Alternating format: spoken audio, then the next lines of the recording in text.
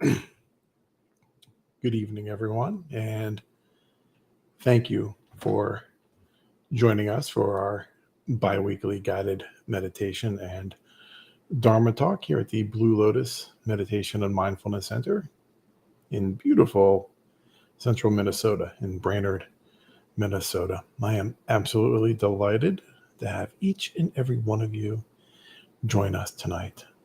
Mindfulness and meditation is a wonderful way to receive that mental clarity, to help for a more joyful and well-balanced and nurturing life. So thank you for joining us tonight.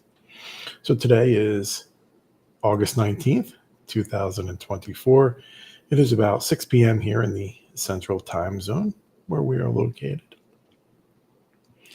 Just some brief announcements before we begin. I always like to just let everyone know that we have a mindfulness advice column in our newsletter, which you are all welcome to submit questions or concerns or whatever's on your mind, just directly to our inbox. Your anonymity is always kept private, right? But you can get your questions answered and to help guide you on your meditation and mindfulness journey.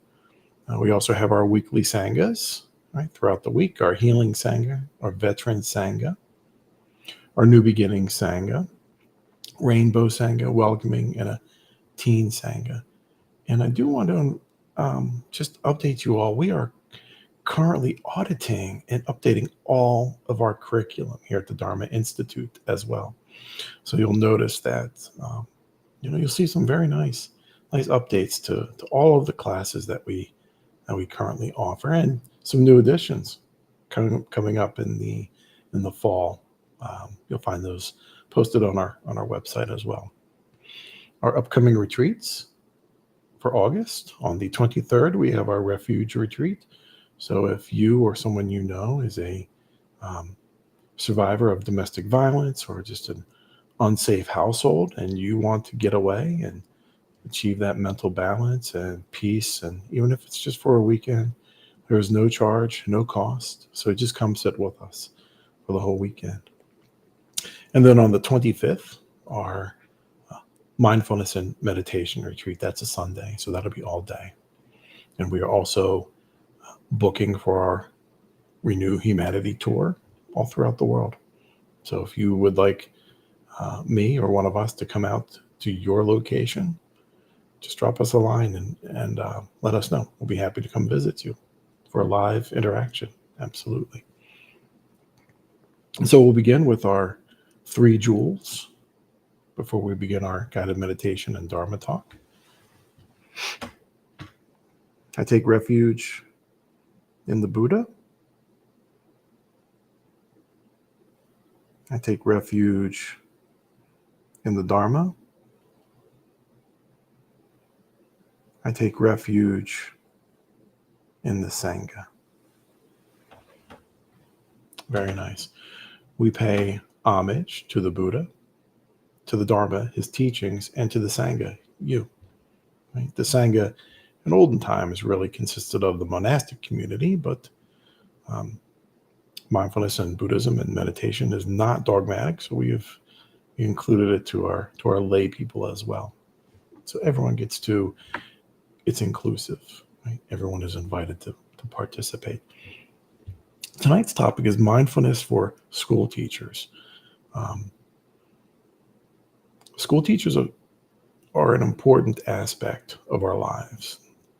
Your child and you at one point attending school spent a lot of time in school, and your teacher was very influential on your life, teaching you many different skills, right? Study skills, good habits, good socialization. And so tonight, our Dharma talk is guided or geared towards our wonderful teachers in our community all throughout the world. And so for tonight's guided meditation, a mindful classroom for teachers and for students' well-being. So go ahead and you can close your eyes. I will be the one guiding you during this meditation. So You can just sit back and relax. And so let's begin by taking a moment to settle our bodies into that comfortable position.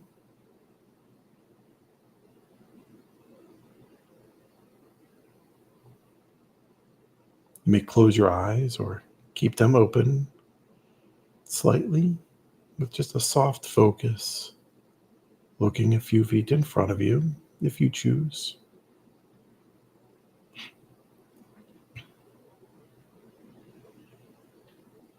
Breathe in, pause, and breathe out. And you're invited to allow a half smile to rest on your face as well.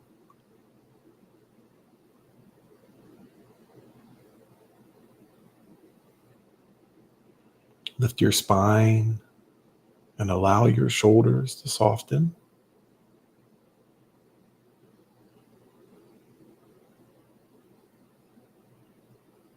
And soften your belly as you continue settling in.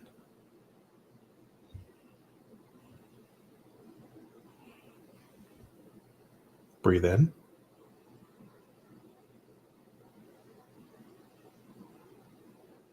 Pause. And breathe out. And let's meditate on a mindful classroom for teachers and students' well-being.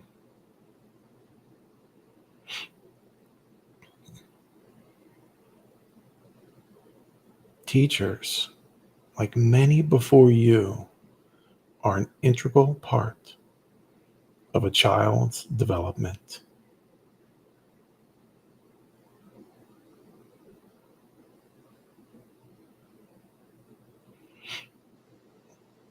Children and adolescents do depend on you for vital learning skills to navigate the complexities of life in and outside of the classroom.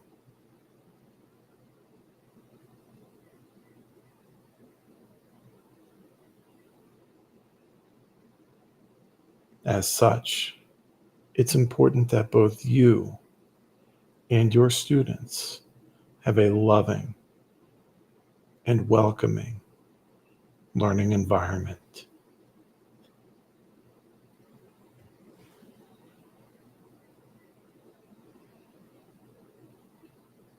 And that environment begins with you each and every day.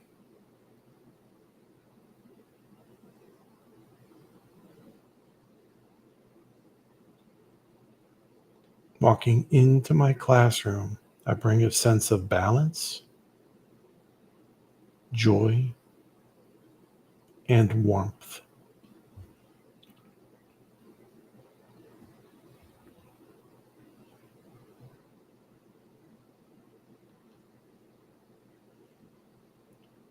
My classroom is a warm and safe environment for all, and none are turned away from learning.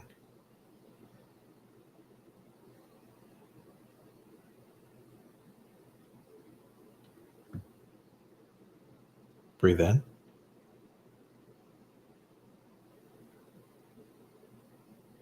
Pause. And breathe out.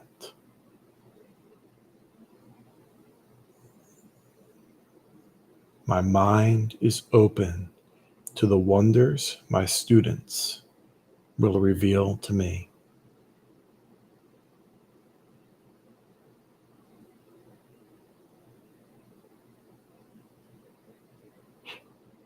My teachings are transmitted to each student with a calm and reassuring voice.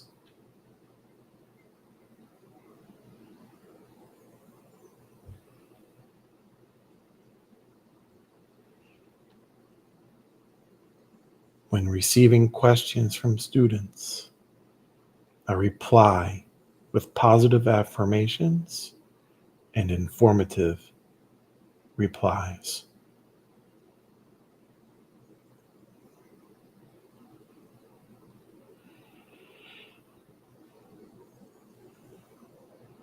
I am a positive role model in my students' life and instill comfort in uncertain environments.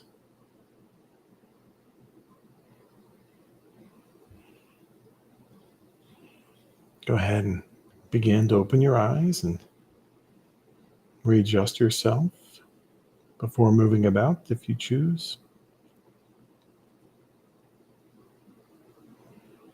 We've all had wonderful teachers throughout our lives. Right? Reflect on a few that you've had that really come to mind, that made an impactful, wholesome, and nurturing improvement to just your viewpoint of life. Certainly our parents are our primary teachers, but we spend a lot of time in school, right? 12 years at least, before we even perhaps move on to university level. Sometimes we even just long for going back to maybe visiting our old elementary schools or middle schools or high schools and finding out, is our favorite teacher still there? Right? We have that one that we always remember. And think about that. I'm in my 50s. I still remember several of my kindergarten teachers. That's how impactful they were. You know, it's so important to have kind and caring teachers. And for those listening, if you're a teacher, they remember you. And they remember you fondly.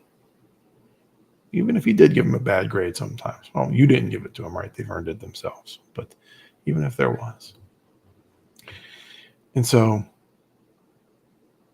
in the Noble Eightfold Path, one of the steps is right livelihood. And that is absolutely what a teacher's position is, right livelihood. You're helping to shape positively future generations. Doesn't matter whether you teach preschool or all the way up to 12th grade in high school. It doesn't matter.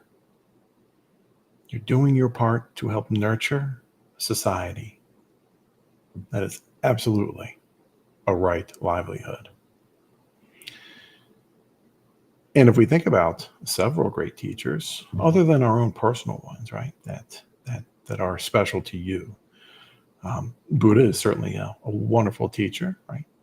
And so is Jesus, right? Both of them are very wonderful teachers, very skillful teachers, and very influential, lasting today. Love, kindness, compassion, empathy. Teachers nowadays, right? Include that as well, and also not running with scissors. And Tommy, stop eating the glue, right? So very, very warm and helpful advice as well, right? That's one thing I never did. I never ate any of the glue. And so you provide a role model for your students. I mean, think about that. There are so many characters or people out there that can be role models for our young, not just on TV, right? Those are fictional characters, you know, superheroes and sci-fi actors and so forth. But you're flesh and blood. You're someone that they see every day for that year. And that's an awesome responsibility. And you're doing a wonderful job. Right livelihood. And that goes very, very far in today's world. And so how can we approach the classroom? I'll let you know this before I came here and started this mindfulness meditation. I taught in the university level. And so I dealt obviously with more adult students, but these lessons still apply even to younger students as well. And so any classroom, we, the instructor, the teacher, the caregiver, because we are caring for them to some degree, bring about or incorporate right mindfulness. Then it's another step, right? Another instance on the Noble Eightfold Path, right mindfulness. And so when we thought about that, or as I guided you through that meditation, right? One of the lines, one of the passages or the phrases was a calm mind, right? Balance, right? Nurturing calm in our own mind before the classroom even starts. That's important. If we are frazzled, if we are, anxious, or discombobulated in some sense, students are going to pick up on that. And so nurturing our own calm mind, just taking a few moments before the classroom bell begins and just sitting with ourselves, enjoying some silence, maybe even as the students walk through the hallways. We can do that. 30 seconds, 1 minute, right? It doesn't take long. Be in that present moment, and we can learn to calm our mind. With that, we can translate that over to nurturing calm in students' minds. Every day is a new day for these students. They don't know necessarily what you have in store for them. These are all new situations for them. And so recognizing that some students, they may look cool and calm on the outside, but deep inside, they may have that anxiety about your lesson plan. And so nurturing calmness in the student's mind is also vital. It's very important. So that's why when the teacher has a calm and balanced demeanor, so will the classroom. Sure, you'll get those disruptive students, from time to time. But remembering, where does that disruptiveness come from? Right? Their own uncertainty, their own lacking in self-confidence. So sometimes they kind of get a little loud, right, to try to distract. So right mindfulness, right? Nurturing the calmness in our own mind, which translates over to nurturing a calm mind in our students as well. It's very important.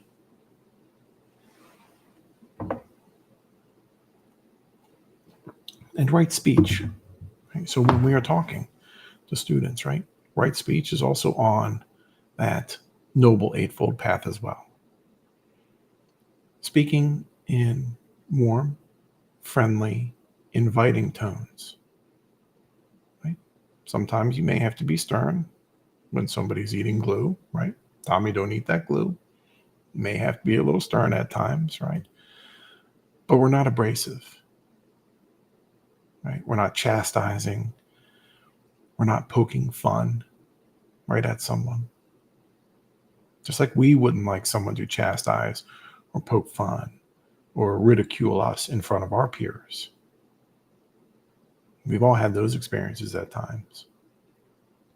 And so how we speak really sets the tone. And when we set a calm, balanced tone, they will expect that. Right? Even if you are just talking about math, 2 eggs plus 1 egg equals 3 eggs, right? Or the little black dog jumps in your lap, whatever it is, right? Calm, inviting, supportive tones.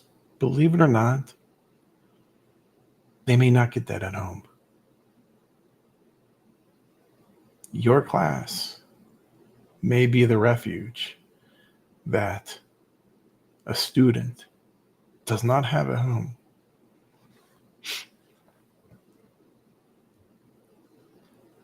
And so that's why being a teacher is really important. I'm getting a little teary-eyed because it is true. We don't know what goes on in others' lives.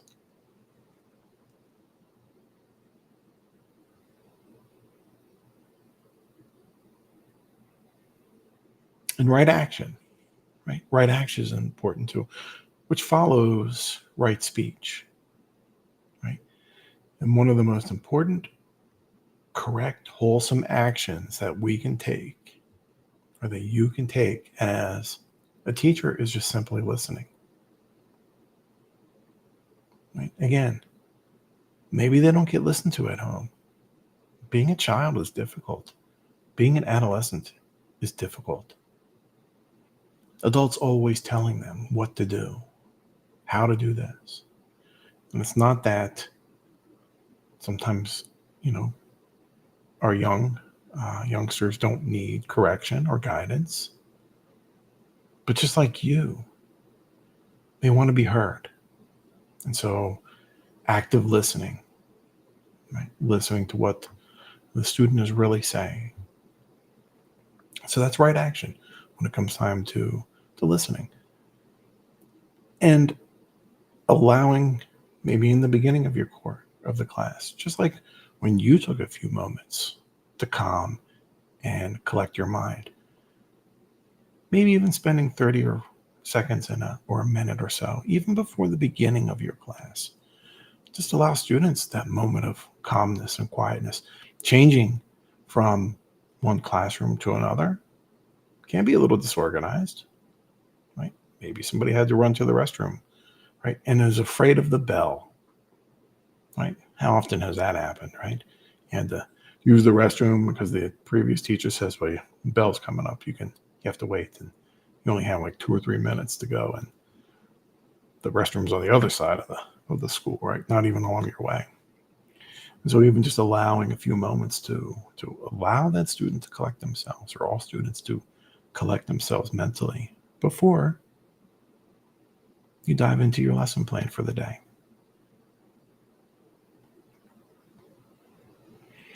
And right view, right? Again, another one of the steps on the Noble Eightfold Path. Understanding that we all want to be treated equally, but sometimes being treated equally can be a disservice, right?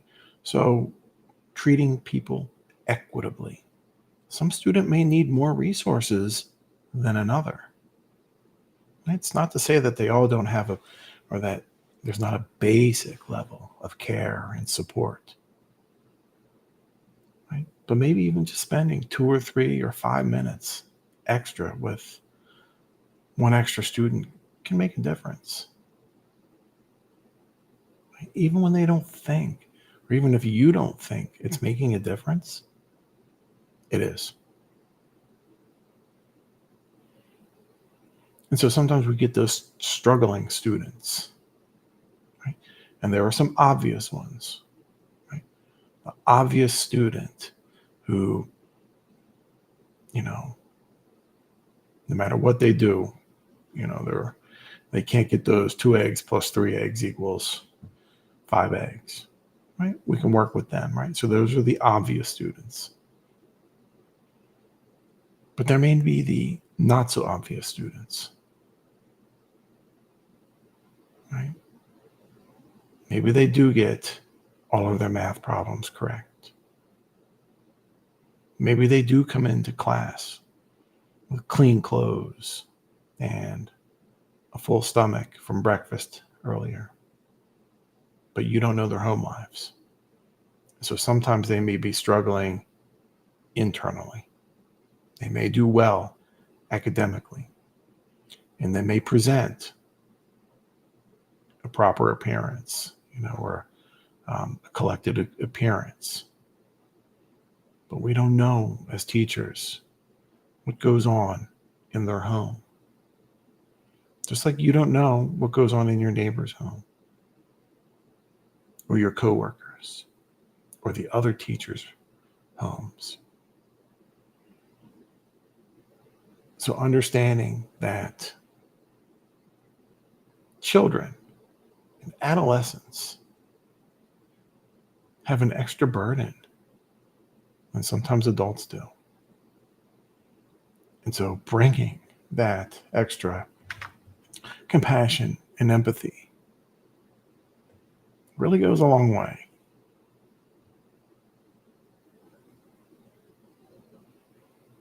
And sometimes they're just not able to articulate it.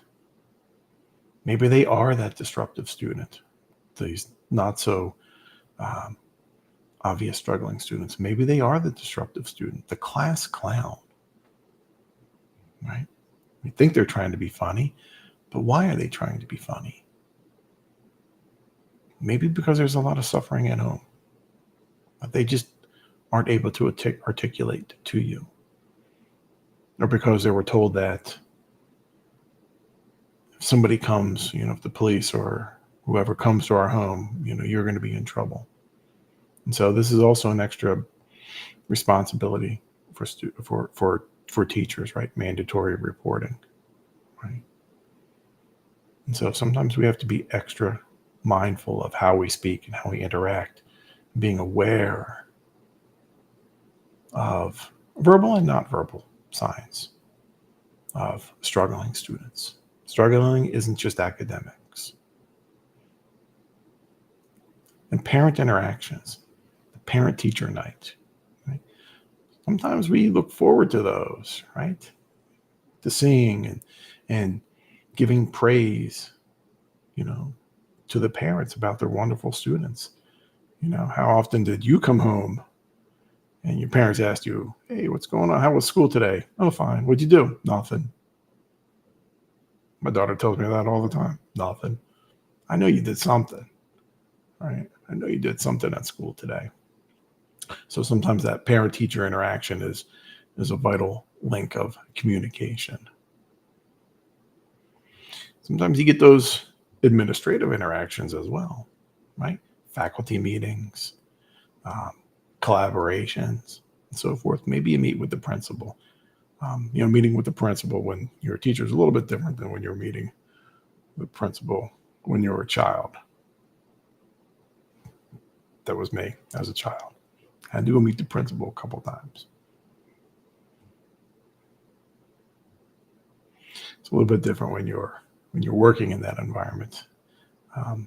So sometimes those can be kind of scary too, right? Maybe you got those.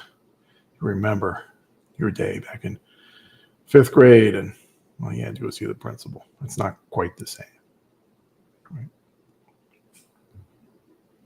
So remember that being a teacher is an awesome responsibility. It's a noble one, and it is certainly right livelihood,